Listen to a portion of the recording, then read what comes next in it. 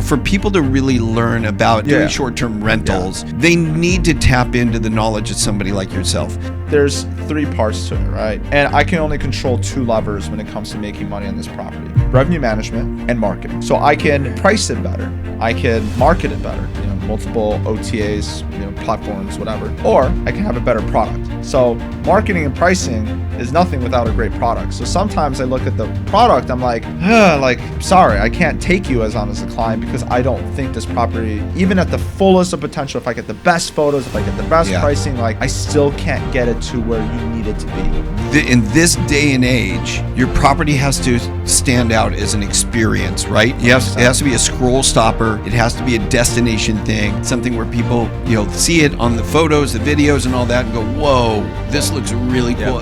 It can't just be a nice place, right? What other types of things to make your property stand out? In life, there's a blueprint for everything. There's no need to start over. Hear from industry leaders, those at the top of their fitness journey, and real estate gurus. They tell you exactly how they did it. All you have to do is listen, learn, and execute. This is The Blueprint with Brad Rice. All right, everybody, welcome back to the next edition of The Blueprint. And today I am welcoming back a guest that I had early on in the podcast who killed it when he was on the first time. Lots of interesting information about Airbnbs. He is the king of Airbnbs out in Joshua Tree. I don't know if there's anybody that even compares, but that's a part of California that's kind of out in the desert. We'll talk a little bit about that. He's written a book. He does speaking engagements all the time, and he's just a wealth of knowledge. And we're going to talk about some personal situations going on right now with not only me, but my son learning about Airbnb, because Patryk has just so much knowledge to drop. If you're interested in investing in real estate, you're going to want to stay tuned for this.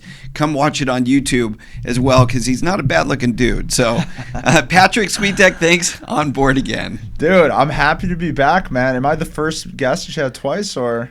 Do we have somebody else? I can't even remember. Yeah, I don't. Dang. I don't know if you. Okay. I don't know if we have. Hey, I'm honored. I mean, Micah's been on it a couple of times, but Okay, so so it doesn't count. Well, that's awesome, man. Yeah. Thanks for having me again. Yeah. And dude, ever since the start, I feel like things have upgraded. There's a side table now. So small. And new mics. And new mics. Yeah. So, dude, leveling up. I love it. We're leveling up a little bit. Well, I'll tell you what inspired me to reach out and ask you to come back on is, I've been following your stuff since we met. We met through this mastermind group.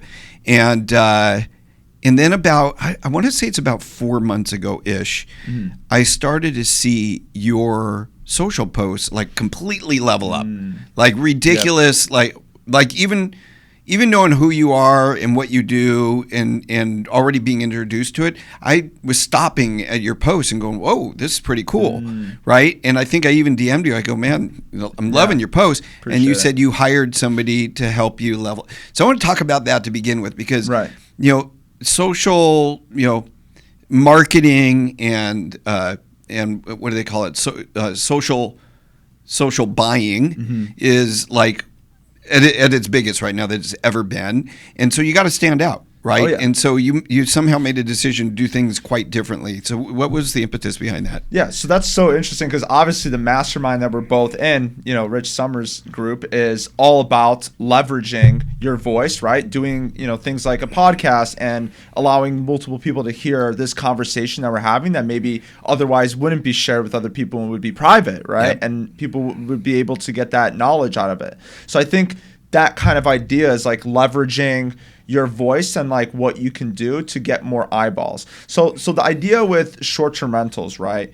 In this world, just to kind of explain how this works, is usually people will go with an Airbnb or a Vrbo or a Booking.com or whatever the case may be, and then those companies will take a percentage for basically doing the marketing to get that it's a platform fee, right? To get the buyer and the seller, right? Or the guest and the Airbnb host onto the platform. What happens is that fee is 15, 20% on Airbnb. Now, if you can go directly to the consumer, you're cutting that fee out, and you can actually keep funding your marketing by just using that delta otherwise to either line the pockets of your owners, which is the goal. And the second thing is to just continuously invest in social media. And so that's the decision we decided to go with. Okay, so are you saying that because you're managing all your properties yourself, and we'll talk a little bit about what that portfolio looks like, but because you're doing that and you're not paying somebody else to do it, you've basically taken part of the proceeds and now you've outsourced kind of, doing some better, I know the video part of it, like you've got some crazy video on your properties. Maybe you've done some upgrades to them, things of that nature. You're saying you're taking and reinvesting it in the things that really matter? Yeah, it's more so I'm owning the audience. It's, I think, the difference between being on like Facebook, for example, and being on Instagram, and then owning like an email that you can directly contact that person. Now you own that relationship versus if the platform decides to kick you off on Facebook, you're gone. Yeah. Right? So like what we're trying to do ultimately is gather emails.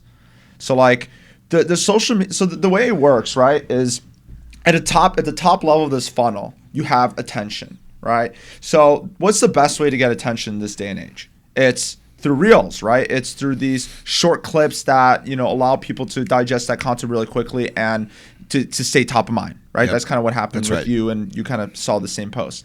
Now, to be able to do that, we need to have really engaging content. So the better the content, actually, in terms of quality, the more the conversions happen on the back end. So we decided to get the top videographer to come out, right? We said, hey, we have these properties. We want you to video 2 to 3 or maybe 2 to 5 second clips of like different amenities, different angles. And then we piece those videos together and create really good content that's fast paced, that's off to the tune of a song, and has a really good hook in the beginning. So the hook could be something that's working like, a trip 2 hours away from LA, right? So it's like for me, it's doing a call out to the people in LA saying, hey, this place is 2 hours away from me. This is a relevant piece of content to that audience. And then the algorithm pushes to that audience. Yeah. You see what I mean? I do.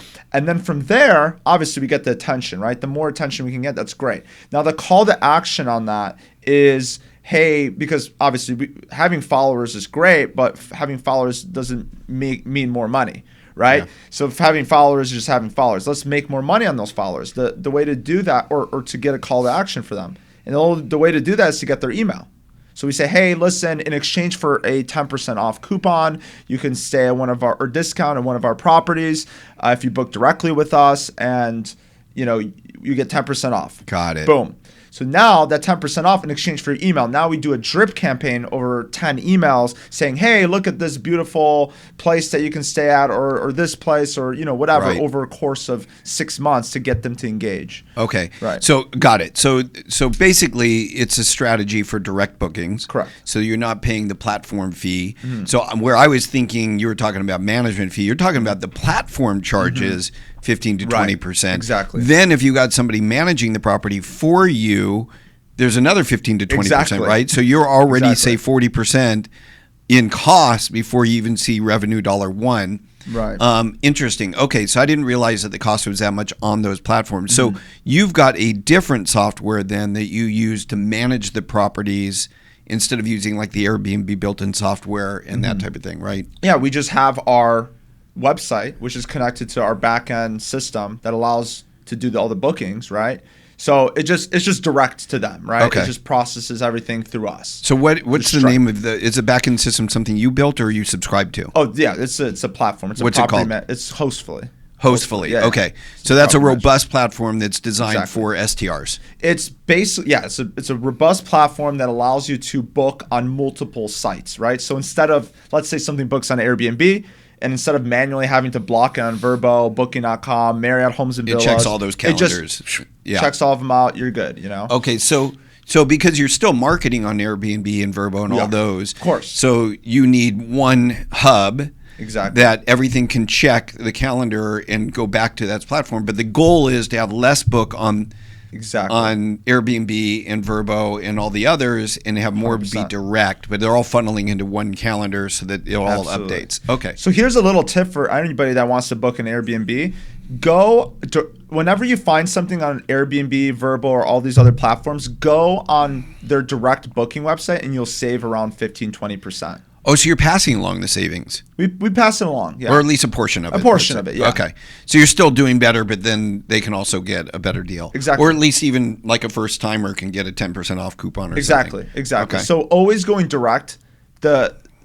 The host has a lot more capabilities of giving you those discounts. So if you're a traveler, you should always go direct and then ask for a discount on direct, and that's how you get the best kind of deals. All right, and you can even ask for it. That makes a lot of sense. Exactly. So would you say that it's mostly like your super hosts that have direct bookings? Not like if there's somebody that's just got one Airbnb, they're not likely to have their own setup for a direct booking. Not usually, but I think, for example, I know we're going to get into the deal that you guys are doing, but, the deal with Devin, right? Imagine, from the get-go, you decide, hey, I'm going to use Airbnb and these other platforms, but I'm going to start developing my own marketing, my own relationship with my people. Yeah. What's great about that is the moment you get a lot of emails, you can just send a big blast to all those emails saying, hey, look, 4th of July is wide open. Yeah. You send a whole bunch of emails. And the cool thing about emails versus the platform is the price elasticity is different, right? So, for example, the person that's going on Airbnb is price comparison shopping. So they're going to compare you to whatever else is on that platform. Versus when you give an offer through email, you can send an email and say, listen, we have 4th of July. This is the price. Pay it. We only have that one weekend open, and that's it.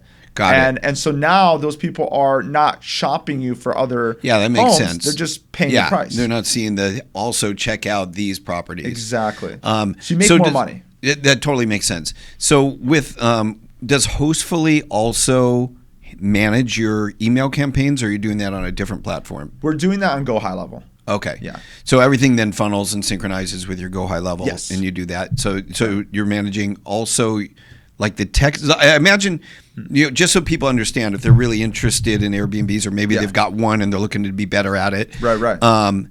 So you've got a CRM that you're housing all your customers in. Yep. And when they sign up on like Airbnb, do you get their contact information as well directly from that, or do they keep that away from you? So Airbnb is incentivized for people to continue using their platform. Yeah. So they actually mask the emails. I figured. But they do give you the numbers, so you could do some marketing to the numbers. Some SMS marketing. Some SMS marketing. Okay. Yeah. And maybe ask for an email or something. Yeah, and ask for email. But the easiest way is either get the email through social media, but there's another way to get emails that's also really effective, which is there's a company out there called Stayfi. Okay. It's fantastic. Is it STAYFI? Yes. Okay. Exactly. And like when you go to Starbucks and they ask you for your email before you log into the Wi-Fi? Yep. It's exactly that. Okay. It's the ability to go into the house and not only capture the person that's booking everybody else but is like there. because normally you don't, if you have a 16 plus property, 16 people, you're not going to know all the 15 others. Exactly. Yeah. Unless you have a opt-in page where it's like, okay, well, you have to give me your email to get the Wi-Fi. Yeah. And in that case, you're getting everybody's email, and that's great because keep in mind, like if people are traveling there with their friends, now there's probably a high chance that they would be willing to go back. Yeah, if they have a great experience, which is the idea of giving them a great experience. Exactly. All right, I love it. So in a day where email is flooded, like we get emails from everything, and you're like, you wind up on these lists and you get just crazy stuff, and you unsubscribe. Next thing you know, you're on 6 others, and like it just gets out of control. Right. So a lot of people, like, they just ignore email, or they keep a separate email for like their real stuff, and then one that they keep that they don't monitor, that has 30,000 emails in it that they just let go. For sure. But in a day and age where there is all that flooding in email, how do you stand out in that, and is that really effective for you? My advice for someone selling their home: number 1, do it yourself and save. Number 2, use HomePie. HomePie makes it easy to buy or sell without an agent. I can list a home in minutes and start receiving offers right away from buyers. When we discovered that we didn't have to lose $40,000 in agent commission just to upsize to a larger home, it was an obvious choice. List your home for free at homepie.com. Keep your piece of the pie.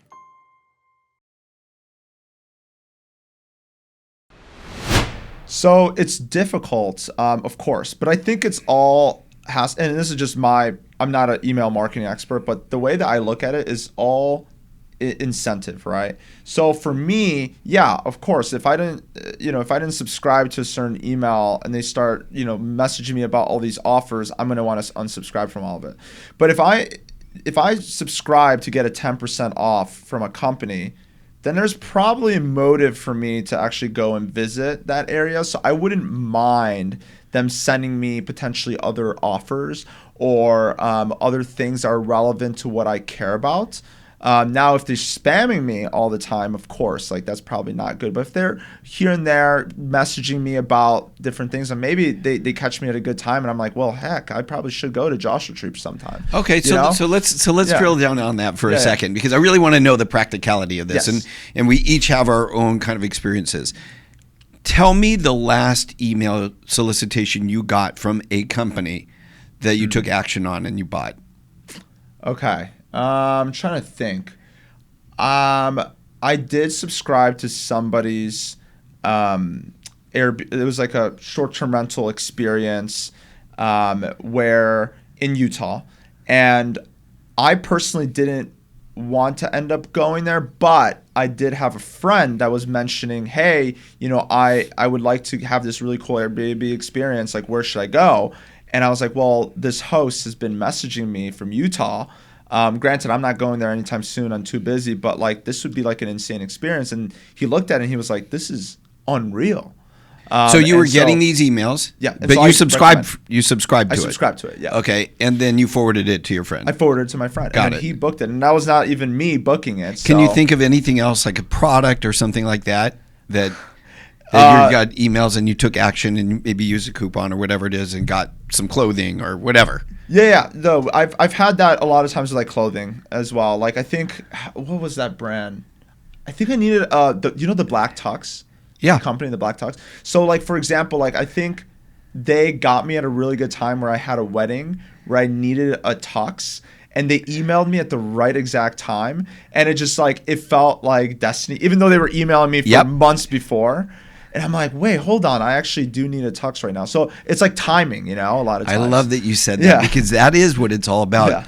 Salespeople, companies, they give up way too soon. Mm-hmm. And we know in sales, it takes an average of 9 touches before you even get a response, let alone a sale. Oh, yeah. But most people give up after 2 or 3. Mm-hmm. And so there you go. And it's about the opportune time. There may be no interest today, tomorrow, next month, 4 months from now, but then 7.5 months from now, you catch them right at the right time, and they hadn't, they're still getting your messaging. So consistency is key. And I'll tell you, myself, and then I do want to ask Micah because he's got different experience. Yeah.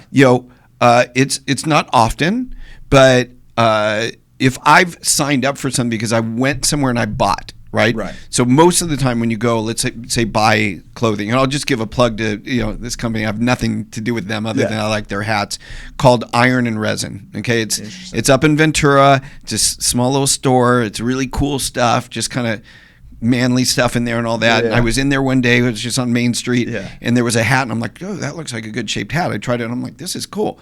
And I've probably bought 6 hats from them, but I only bought 1 hat in the store. Oh, interesting. But I signed up because. What's your email, right? Yeah. It's part of the funnel. Boom, I started getting stuff, and then I was interested. So there you go. They're having a sale right now. Weren't you happy that they did that? Yeah. So that's a great example. Am I still getting their emails? Yeah. Do I really pay attention to most of them? No. But if I was in the market to buy something else, I would think of them now. Anything you can think of, Micah? I mean, you're not big on email. I got a Labor Day sale email last weekend from Tilly's, and so I got some. There you go. Oh, so good. There you go. Big percentage sign off. Yep. So I went on there. Yeah. So guys, it works, and so it not only works with products and with services, but it works with properties too when you're doing these short-term rentals. And so you write about this stuff, right? You're up on stage all the time. You give presentations. So is this part of your teachings? What you do? Yeah, a little bit. I think it's not as much because I think most people, they really focus on the beginning stuff, right? Like just get the right things going with, getting Airbnb bookings and all that. But once you get to my level, like where you have like 100, we have I'll talk a little bit more about it. We have 120 signed currently, but once you get to that level, like, you need to do these marketing tactics to get, to do better than your competition, like, without a doubt, because the small hosts are going to eat you alive if you're not doing something that's like competitive that they can't do because they don't have the resources to do it. Yeah. So let's talk about that for a second, because 126, you said? 120 signed. Probably more, honestly. So let's talk about what that means, 120 signed. Yeah. So you are a property manager for short-term rentals for other people that own properties, and you also own properties, right? So how do you separate those? Like, how many do you own versus are under management? 5 that I own. I have some that I'm working on, but 5 that I own that are live, and then the rest are under management. Okay. Are they all in that same area? Majority of them, other than 8 offshoot in Broken Bow, Oklahoma. But yeah, majority are in Joshua. Are in Joshua Tree, exactly. Which is so interesting, because I know we talked about that last time. That's where you got your first one, and then but it's a standout thing because you create these experiences, I think you call them, right? So some of these properties, just because I've seen your marketing on it, it's like the Western experience, right? Like you're in an old Western town, and other things, and so. You were telling me, because my son met you. I guess it's more than a year ago now. I think it's been over a year. It's like October. Wait, actually, it was October last year or the year before? Gosh, I don't even know now. I don't know. The time flies. You're not that old. You should be remembering these things. But it was a while ago. It's over a year ago, and you guys got to talking because you're closer in age. Thankfully, you brought him to that event. That was awesome. We had it was a great time, and he learned a little bit, but he sat down with you. You guys talked. You guys hit it off, and you got him kind of thinking about going and buying a short-term rental. Right. And so he took action, and you shared your book with him and some other things. Right. But so he went under contract with a property in Tennessee. Right. He had visited, a friend moved there. He visited. He was like, "Oh man, I love this area. I'd like to get some property here." And of course, property values there are far less than they are here locally in California. And so he started to look. He actually wrote an offer on one property, and then it didn't get accepted, thankfully. There were some issues. And then got this one. Now, this one is a brand new property, 2025 build. Nobody's ever been in it. Right. Brand new property in an area that's being regentrified. And so there's a lot of construction going on in the area where they're tearing down these old properties and building, but there's still it's kind of a mixed neighborhood. It's not, and I've never been there. I'm just going by description online of what he described. And so he saw the opportunity of, here's a property that could easily be divided into 2 units because it was built as a single family. But the way they designed it, there's a whole kitchenette and all that, and the separate. It's not a separate entrance, although it's going to be, when he closes, it'll have 2 different entrances. And saw that as an opportunity for short-term rental. So when he was looking, he was talking to the agent out there, and he asked about short-term rental, and the agent made a comment to him that he didn't really really listen to, I think, during the process of looking, where he said, in this area you can do short-term rental if it's owner occupied. And I think the last part of it was he already disengaged from the sentence, and so he was just heard, yes, you can do it. So it turns out we're going through escrow for him, and he learns, doesn't allow short-term rental unless you're living there, which means you could take a portion of the house and do an STR.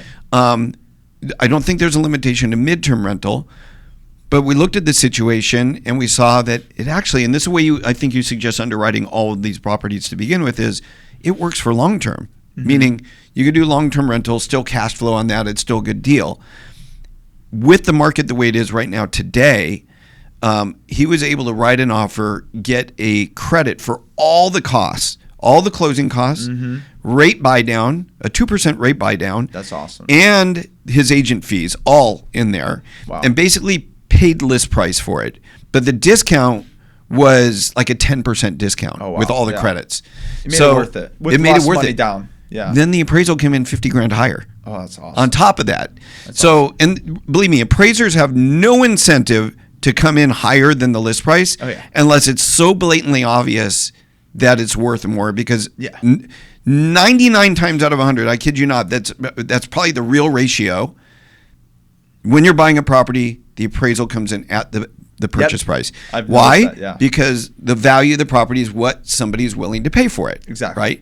So when it comes in higher, you know you've got a good deal. Yes. So it turns out that's what he's got to do. So we started to talk about this off camera, and I wanted to talk about it on camera, because what do you do when you find yourself in that type of situation where regulations are changing? Or because I know this is happening a lot.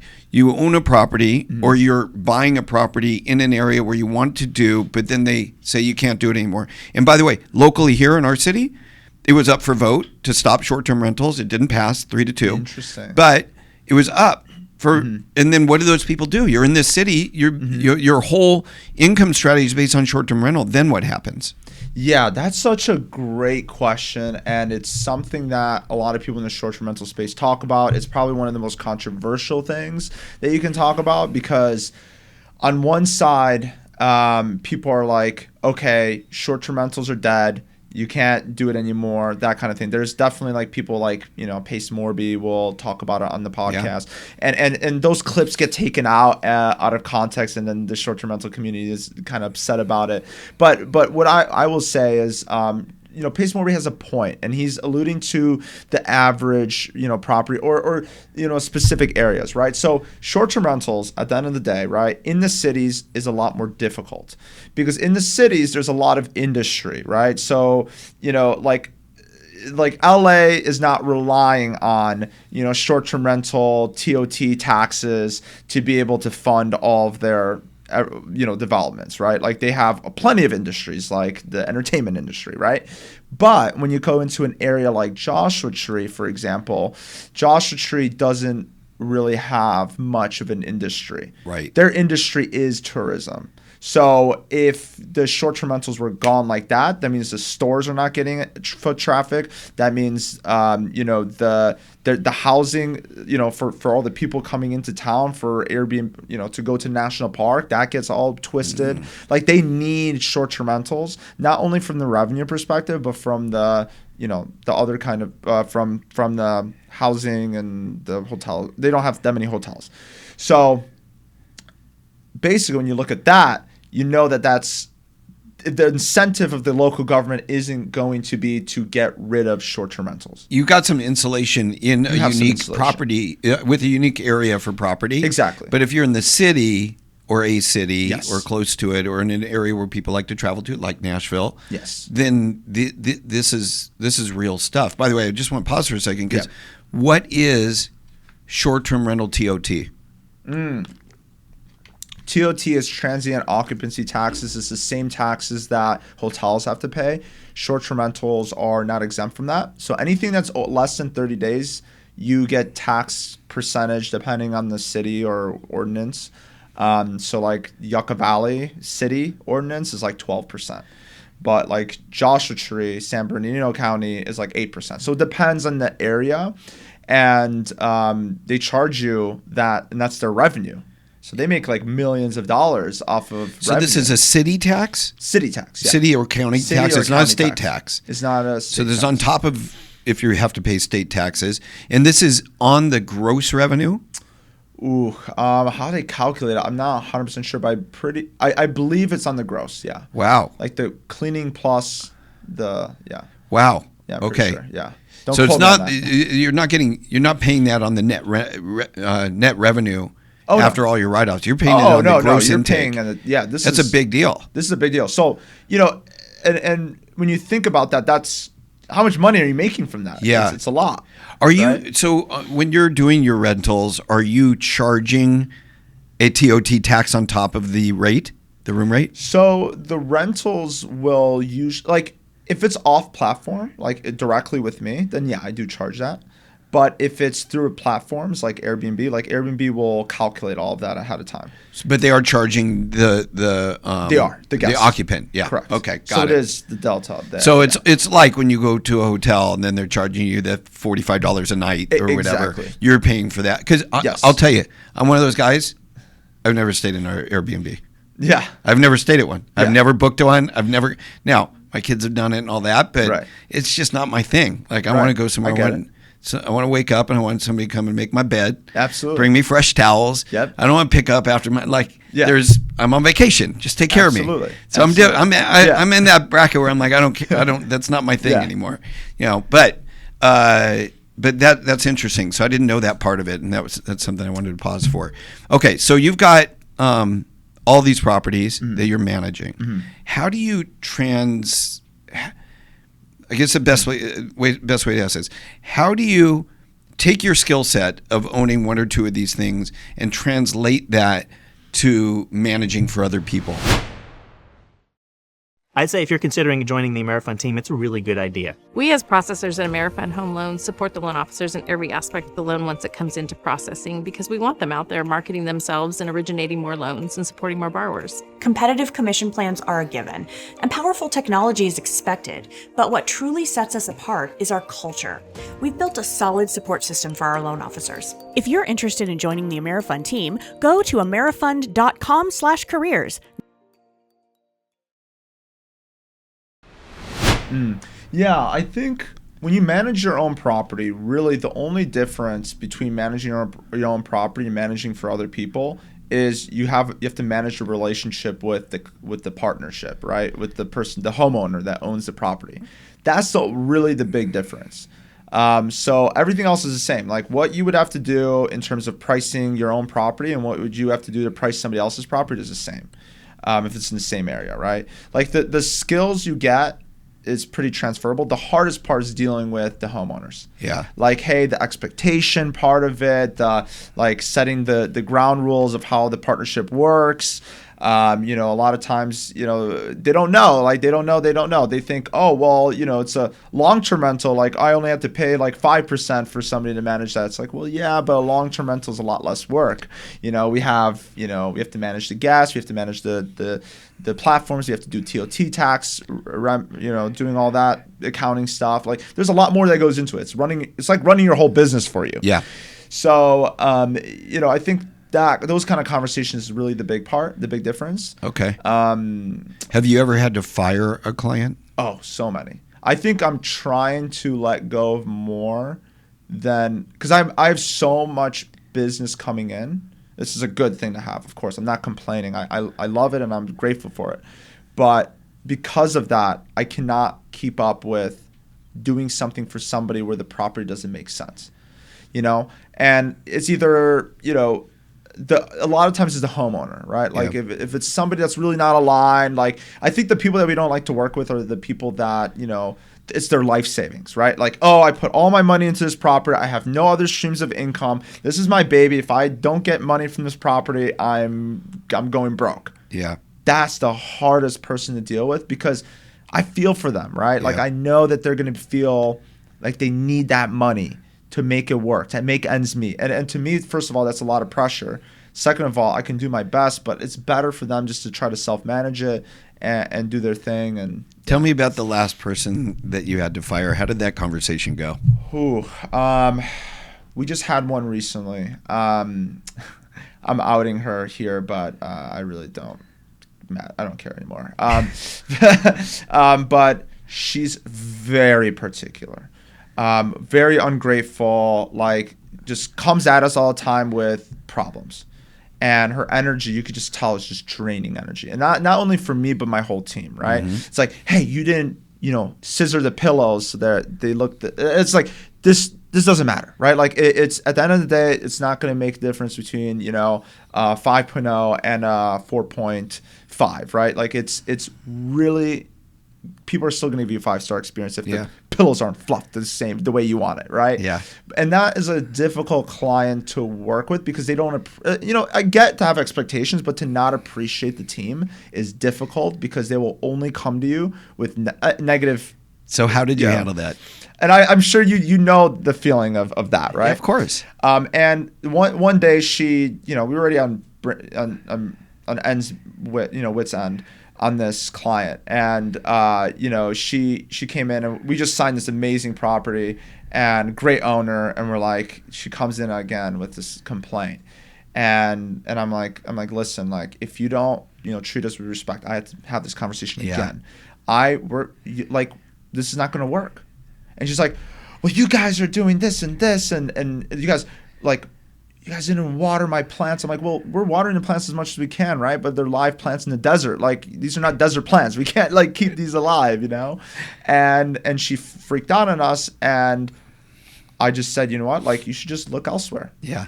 Because at the end of the day, you don't appreciate what we do, and like, we make you a lot of money. We take care of your home really well. Like, if you don't want it, like, leave. Did she argue with you? Yeah, of course. Okay. Of course. Yeah. Instead of just saying, okay. It's like, okay, like, let's just move on. You know, it's obviously not working. But, of course, she took it personally. And it's like ego gets involved. It's so funny because this was something actually this morning, you know, we were talking about, and here we're doing some recording. And just with regard to people that are aligned in your own company. Mm-hmm. And if they bring a bad energy, it doesn't matter how much they produce, how great they are. If they bring a bad energy and they make it difficult for other people on the team, you just got to cut. You just got to cut them loose. You have to. Employees are That's so the most hard. important thing to do. You know.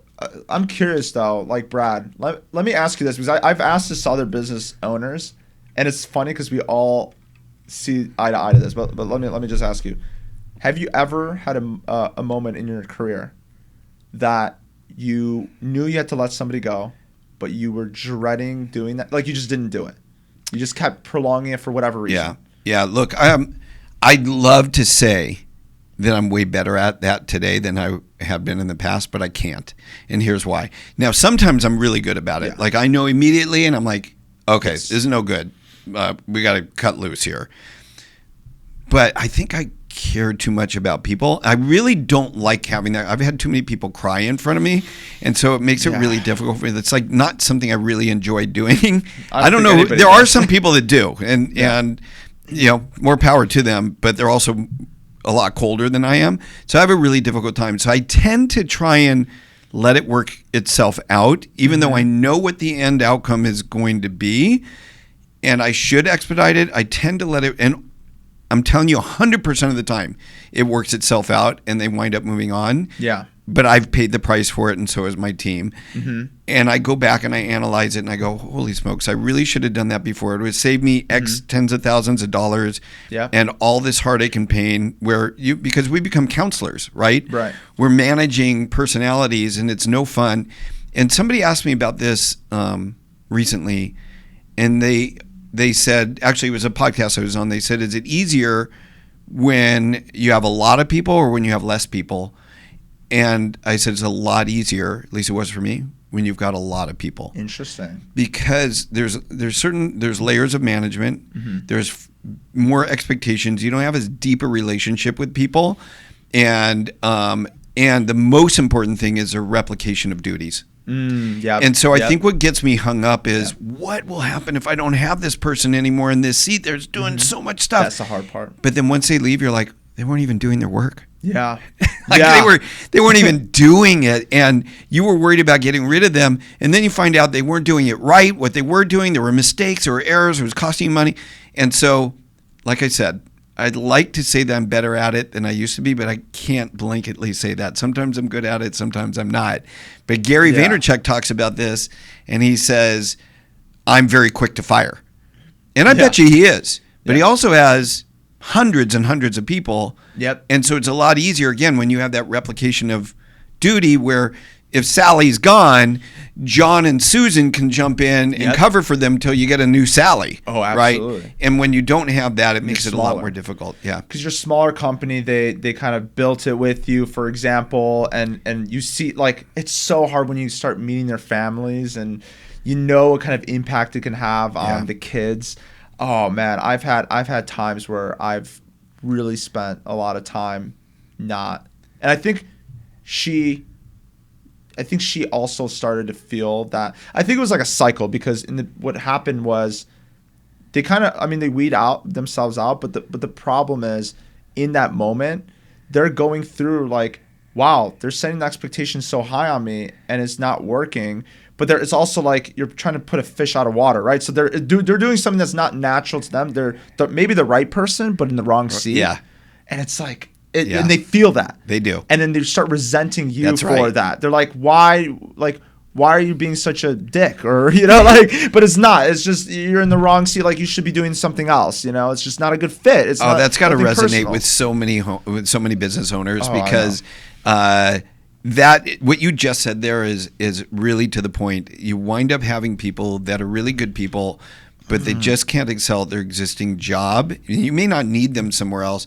They would do better. This person's really a customer service person. They're so good with people, but they're spending an hour on the phone for each person. They're supposed to get sales in. They don't do any sales, but they're making people feel good. Yes. Shoot, I wish I had a feel-good customer service position, but I don't really have that right now. So they're only in sales, and then they're not producing, so they feel like they're not producing. They get the resentment, you get the resentment, and that goes on. And you don't want to let them go because you don't want the confrontation or whatever it is until it finally works itself out. I think that so many small business owners can relate to that. Oh, yeah. And it always happens. You're like, oh, finally, they quit. Yeah. But at what cost, right? And then you look back, you're like, not only to your company and to yourself, but like emotionally what that person had to go through. And I think that kind of fends, kind of my theory on life, which is, I'd rather be authentically myself and get, a lot more no's in my life because it's going to get me closer to the right fit of a yes, right? So for that person, like, I think it's a disservice. And look, in theory, it's so much easier than emotionally when you're in it. Yeah, like 100%. But in theory, right? Like, I'd rather that person, let them go, and obviously it's going to hurt in that moment.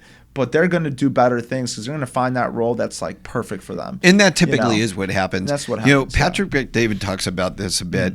And he says the biggest thing that holds people back is not having really good people in every seat of your company that can excel. And that the more expensive your employee is most of the time related to the value they bring to your company, and the value they bring should 5x their cost. Yeah. But it's a catch-22. So you have a business, it's not making a whole lot of money, there's not a lot of margin, you got to build it up, you got to have the money to be able to. So what do people do that maybe don't have deep pockets, don't have a business that's super thriving, know they need to get over the hump so that they can get to that point where they can afford more, spend more money on marketing, hire better people, all that sort of thing. It's the chicken and the egg. It right? is a chicken and egg. So how do you do it? The biggest way that we do it is we know we can do it because we started that way, and we're exactly the type of people we want to hire. And so we try to train people, and then it depletes our own effectiveness. And it's a cycle that it keeps going.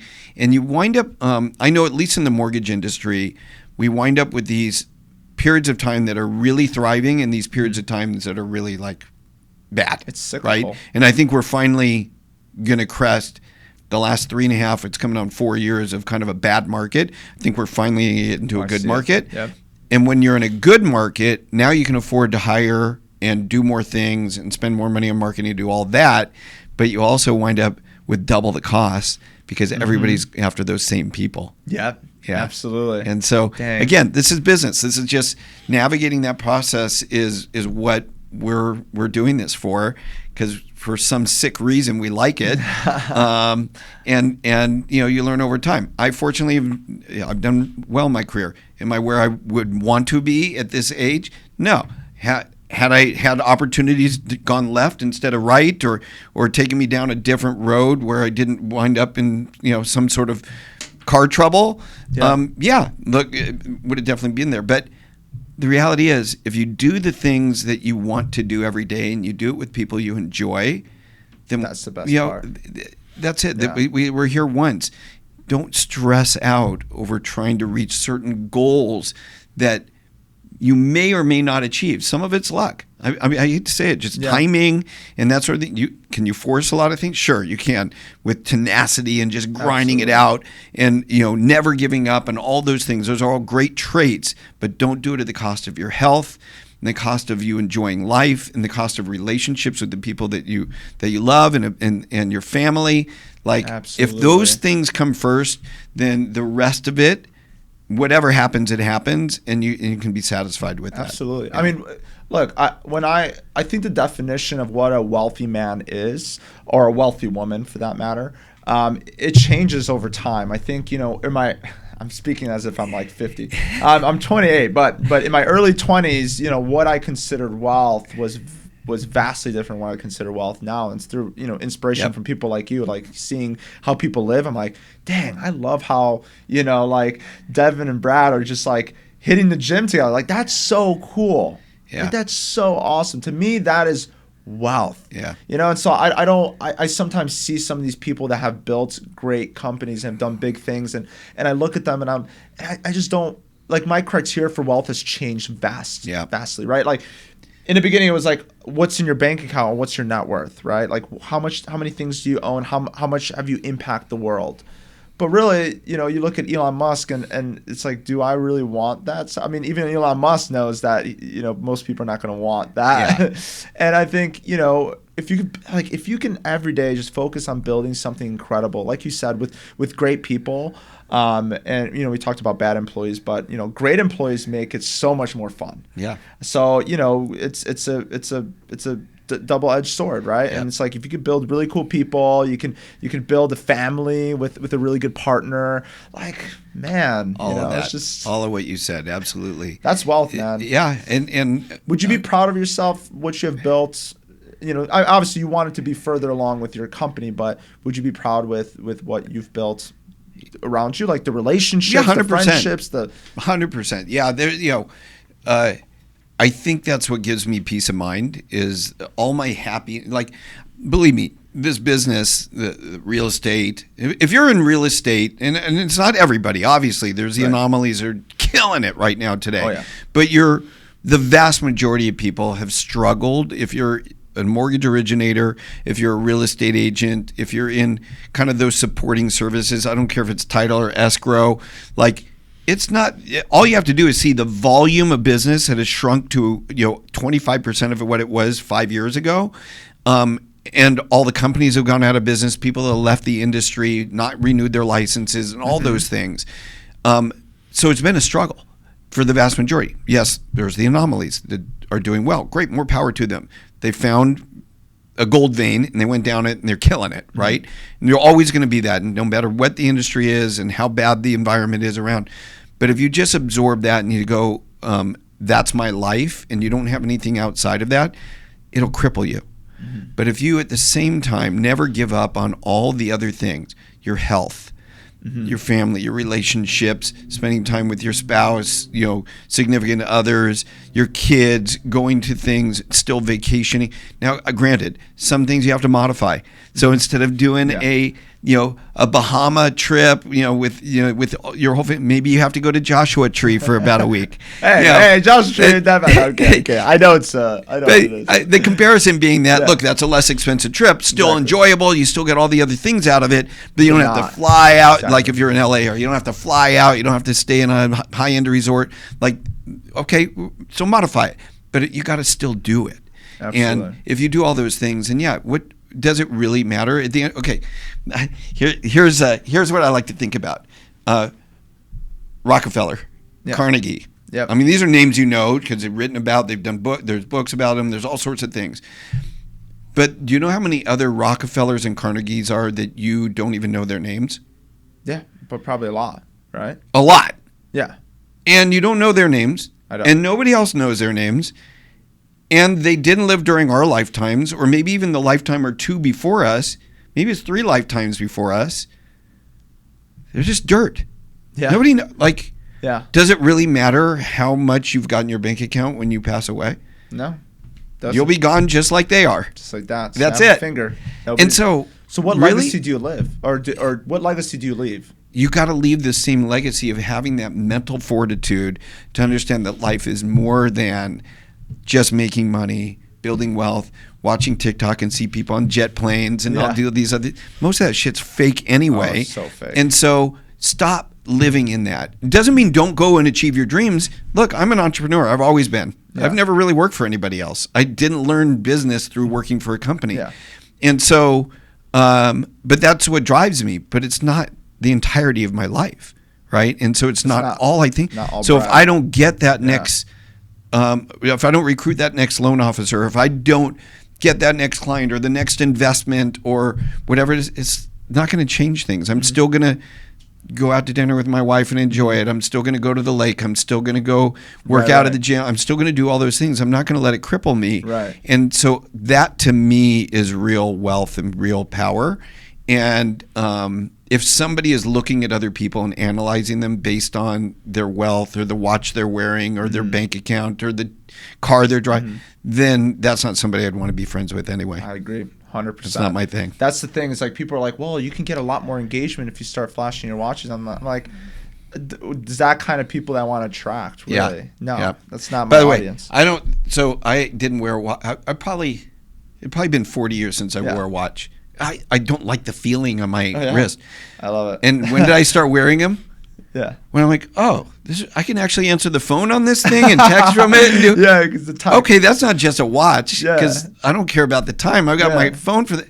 Okay, so now I wear this. Yeah. It's freaking. It's an iWatch. That's awesome. Imagine your phone's like in another room. You could be like answer the phone like I can do everything. Your hands are full. You're like. It's like Get Smart. Yeah. You don't know that show. Well, actually, I do. But with the shoe phone. With the shoe phone. Yeah. So it's like Get Smart, man. You can take a call from this. But no, like it's practical. That's why I wear it. But so you're a practical kind of guy. I mean, I don't think so. Not entirely. I mean, I have my things, and people wouldn't say those are practical, but But you have toys. I own within my means. Yeah. I'm not buying for other people. I'm buying for my own enjoyment. Right. And so, and most of the stuff that I buy, I consider assets. So I buy them where they're liquid. They can be liquidated. They can be sold. They can be. I'm not spending money just on things that it's just evaporating. Right. So, but anyway, like I love property. I love to buy property. I love to rehab property. I like to do those things. Again, back to like what you're specialized in. This Airbnb thing has been something that's been around for a long time. I have financed. My company has financed, 1,000 Airbnbs. Yeah. I've never owned one. I've never done a short-term rental. All my properties are long-term. I add ADUs. I do another long-term tenant. Less headache and less turnover, less thinking about things, less about the regulation. And maybe it's because, at this point I was like, I didn't really want to learn something else, but now Devin wants to learn about it. Great. So I'll partner up with him, let him do that. But that's why people hire you, right? As a property manager, probably say similar. Why do I want to go and learn this thing? But if I can take my long-term rental and maybe double the revenue from that, even though I'm paying you 15, 20%, why? Maybe I'll try it. Yeah. So obviously you have 120 of those. Yeah. That's a lot. I mean, I would go up to owners and be like, hey, listen, like your manager is not making you enough money because they don't understand the business side of it. Let me take it over. And I take it over and I'm like, well, listen, like my fees can be covered like that. You're going to be making 40, 50% more. Now, when you take on a new property, do you analyze the property and then make recommendations for changes, investment, and so forth before you start managing it? Because I know, I think you talk about this in your book, and you definitely have taught this.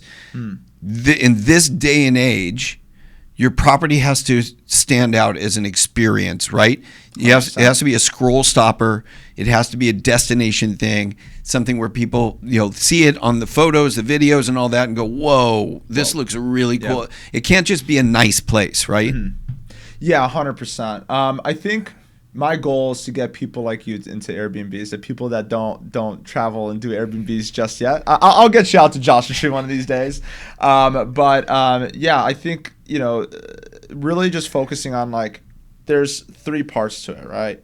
And I can only control 2 levers when it comes to making money on this property. The 2 things I can control is revenue management, right? And marketing. So I can price it better. I can do all sorts of gimmicky stuff there. I can market it better, multiple OTAs, platforms, whatever.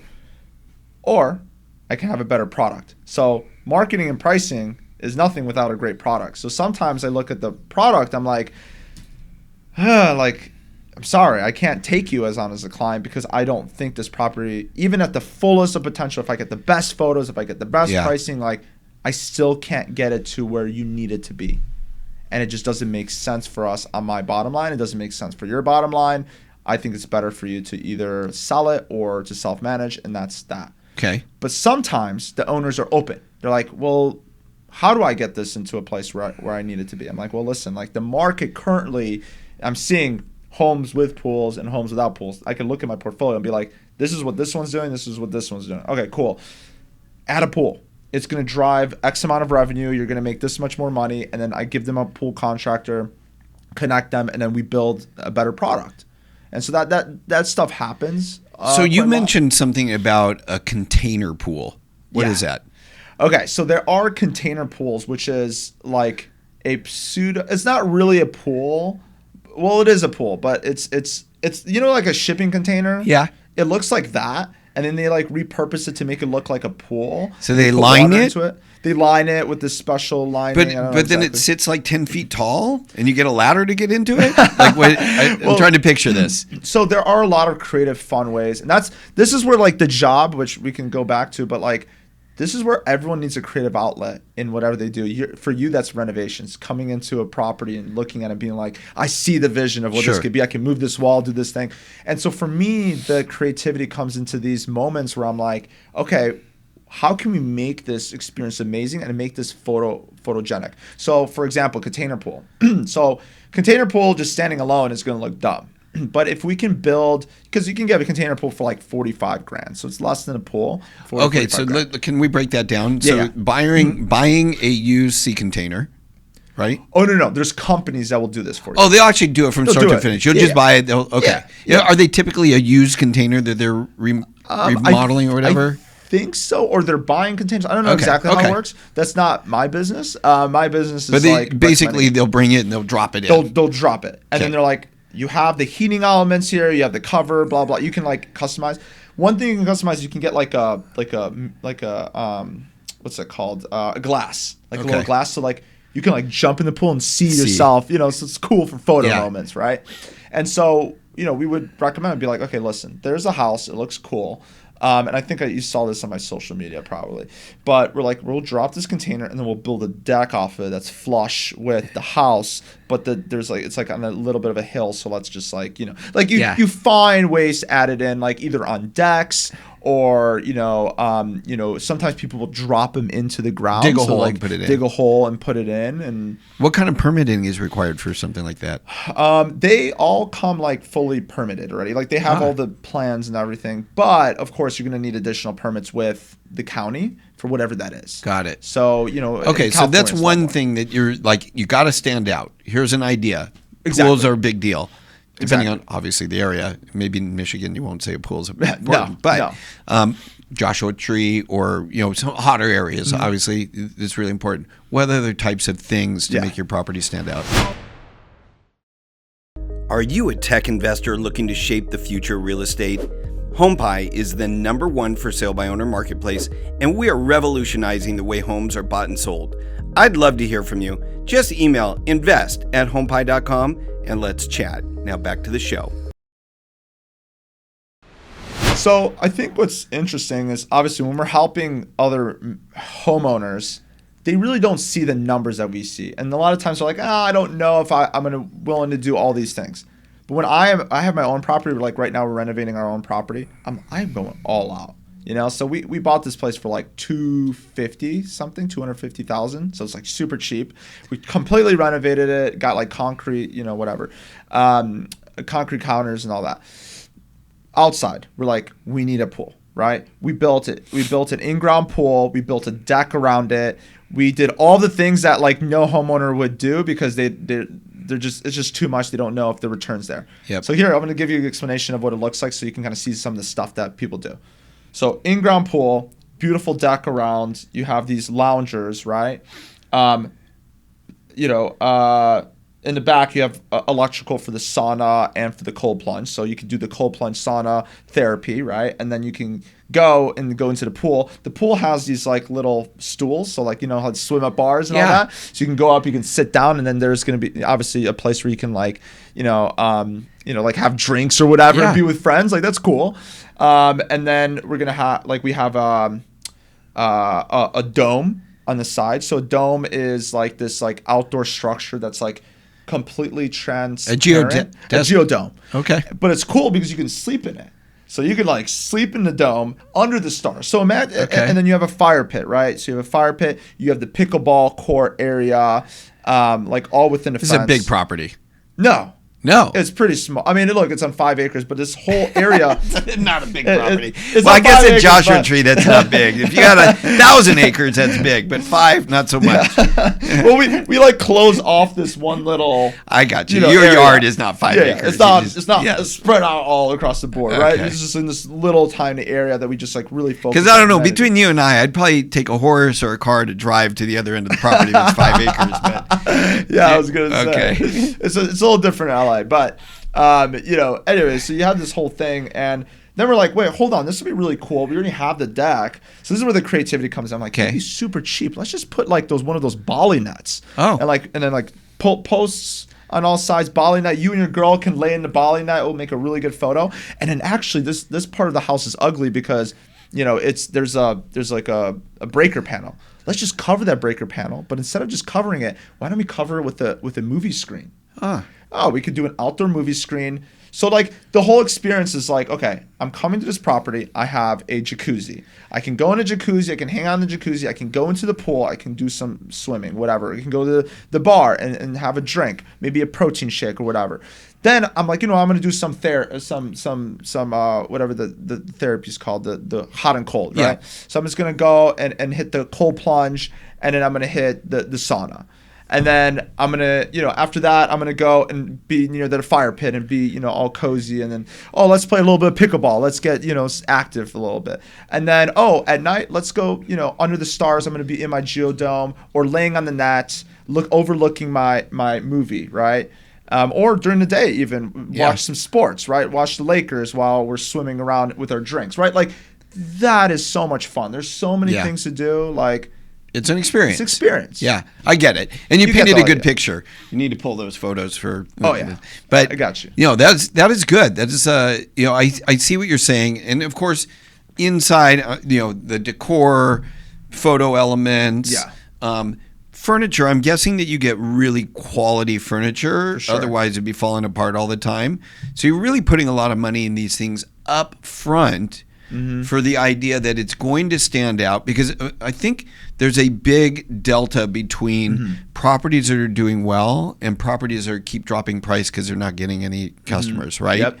And the ones that are doing well are getting a really good price, but they put all that money in up front, right? Exactly. Okay. Exactly. Because I think I read about a guy who bought an Airbnb, and he put I forgot the number now, but it was close to $1 million into it. Wow. It was a lot. It was a high-end property, and put like $1 million into it, but said they made it all back his first year. Wow. I believe it. Yeah, because it did exactly what you just said, which was made it an experience destination, and you can do that. Like, I'm guessing you bought this property for $200,000. What'd you do? Put like $100 into it? Oh, more. More than the that? Pool with the in-ground pool with the pickleball court. Yeah, a lot more. Okay. It was completely. So what can you expect as a rate of return Probably on that? all Like how in, long before you break even? Probably all in like $550. But like, I think the cool thing about these deals is we're gonna refi. Actually no, it's not gonna be $550 all in. It's gonna be like maybe like, because it's been sitting for a while, so I'm counting that stuff too. Cost to carry. Yeah. Like, I think maybe like 500. Let's just say 500,000, right? And it's going to appraise for like maybe 700 or something, right? Okay. So there you got a little nice appraisal, maybe 750, hopefully. Let's see. The market gets better with the interest rates, maybe better. And we get 750. And then what happens is you have the cost seg.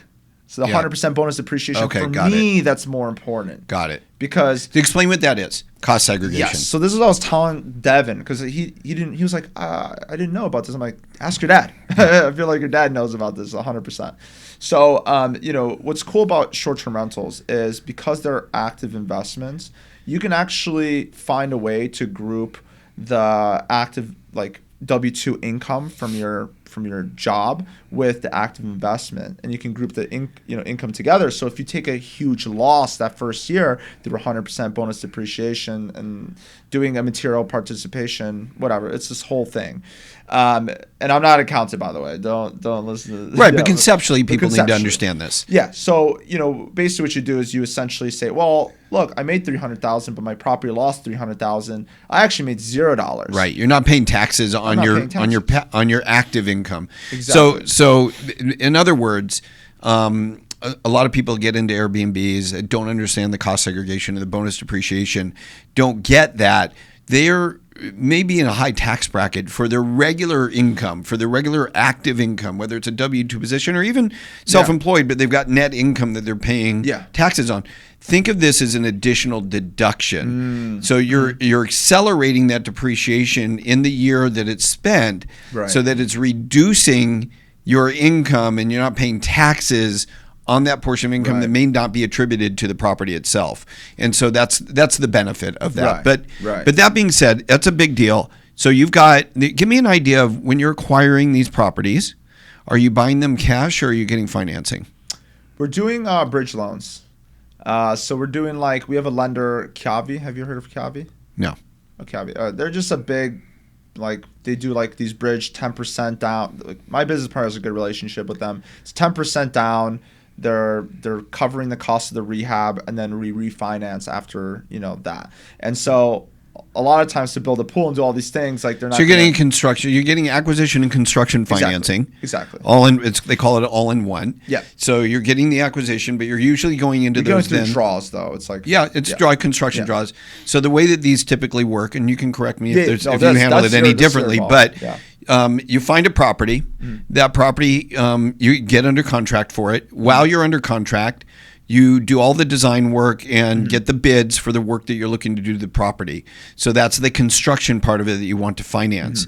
Then they do an appraisal that's a future appraisal based on what the property will be worth once everything's done. And because there's fund control, they know they can ensure that this is going to be done so that they can get their cash back out of it that they're loaning on the property. So you're buying the property for $200,000.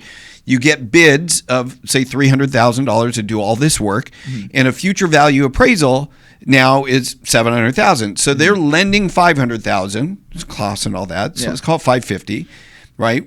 After costs and everything.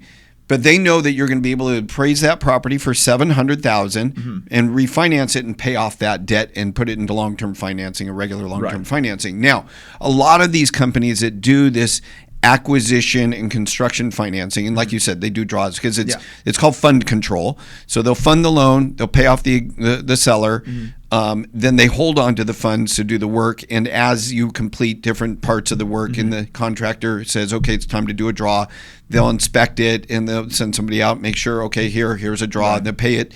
That's fund control. Now, a lot of those companies will require, they call it all-in-one, that they do the refinance too. But most of the time they don't do that because it's a little, it's a different area of finance when they require it. They would have to ensure that you could do the refinance later. Most won't do that because if the property value changes or there's a market crash, you're going to have a problem. So then you can, at the end of that process, actually go to any lender and refinance it and pay them off. Exactly. That's how that works. Yeah. Dude, you explained it perfectly. I mean, this is your world, so. Well, it just, when you mentioned a specific lender that was doing it, I didn't know if they had a different program. That's typically how that works. It's 100% like that. Yeah. And I'm assuming you have programs like that? Yeah, absolutely. So maybe we should chat. We should definitely chat. All right. Well, man, this is really insightful. And I think, for people to really learn about Airbnb, their Airbnb, or doing short-term rentals, I shouldn't call it Airbnb, but doing short-term rentals, they need to tap into the knowledge of somebody like yourself. They need to study. You have a book, right? That put out. Will you tell us that book? Yeah, it's called The Wealthy Airbnb Superhost. Okay. Yeah. And it's by Patryk, Swietek. Patryk, Swietek, yeah. And you probably would have to look up the spelling of both names, not just one of them. But that's fine. We're going to publish that.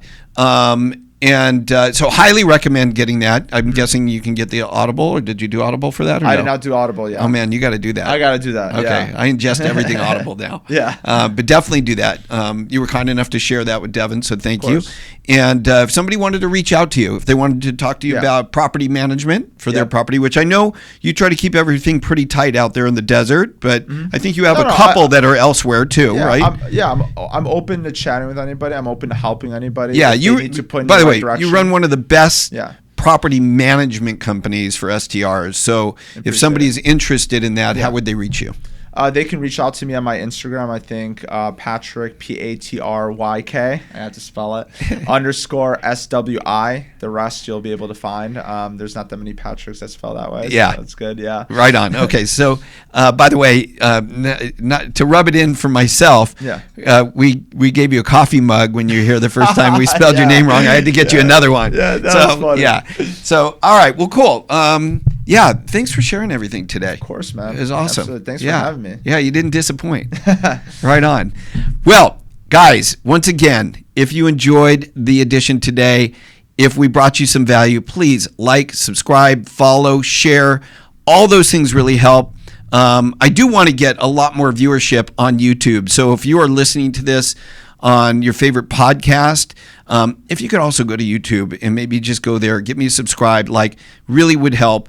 I know I do hear from a few of you now and then. It seems like every week somebody's saying, hey, I listened to your podcast. It was great. And it was somebody new that I know was listening to it. We don't really find out who's listening to podcasts. There's not really good tracking mechanisms. So let me know. If this has brought you value, reach out to me. Let me know. I love to hear from you. You know how to reach me. Now you know how to reach Patryk with a YK. And we'll see you next time on The Blueprint.